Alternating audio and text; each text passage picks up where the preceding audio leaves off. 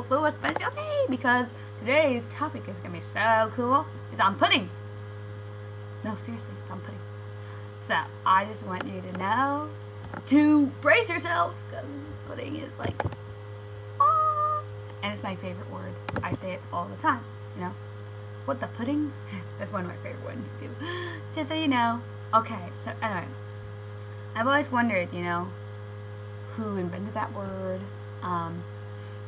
where it came from, why even pudding, you know, 'cause pudding is just such a cool word, no one even considers it. So I did a little research on pudding. Let's go check it out. It's called Wikipedia anyway. So, pudding. It actually most often refers to a dessert, but can be a savory dish. So in other words, it could be like salty pudding. If you like salty pudding, I'm more the dessert child.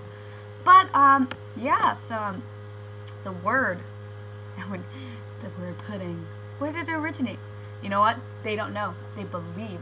They don't know. They believe that it happens. Wait.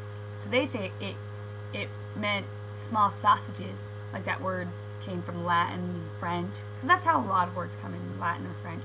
But it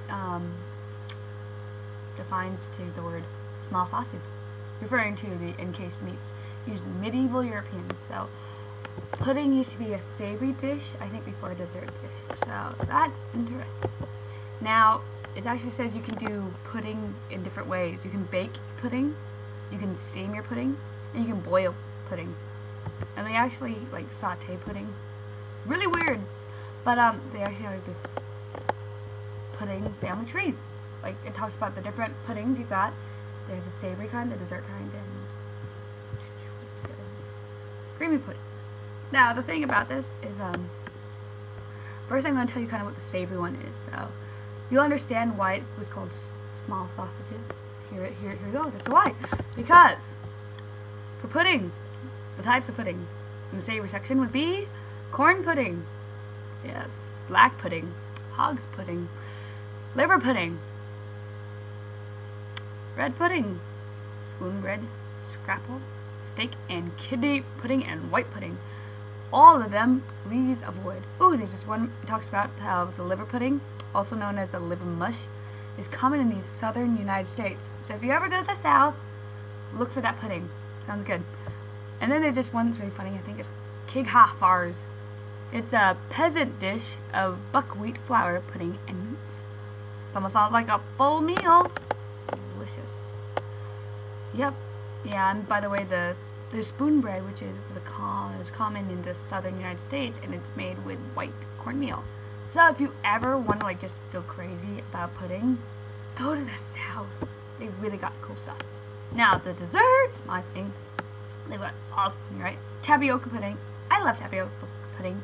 It's better than rice pudding. I don't know, it's just eating it and coming to taste like rice. Ugh.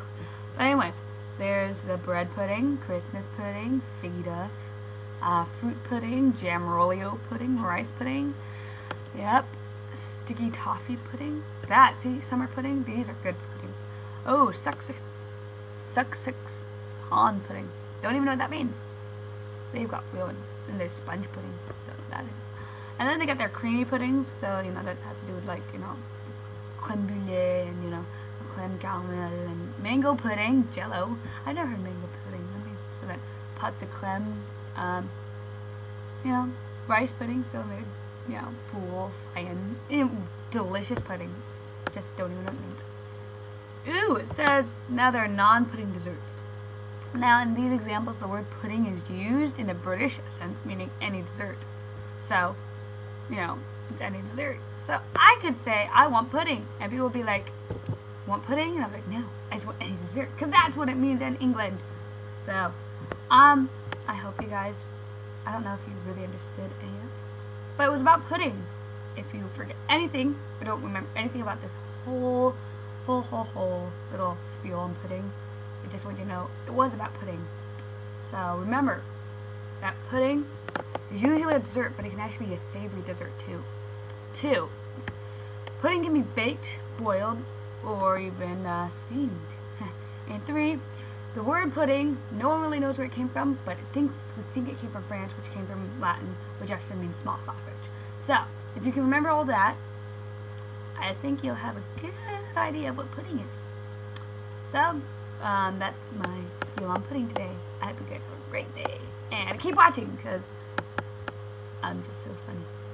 Have a great day.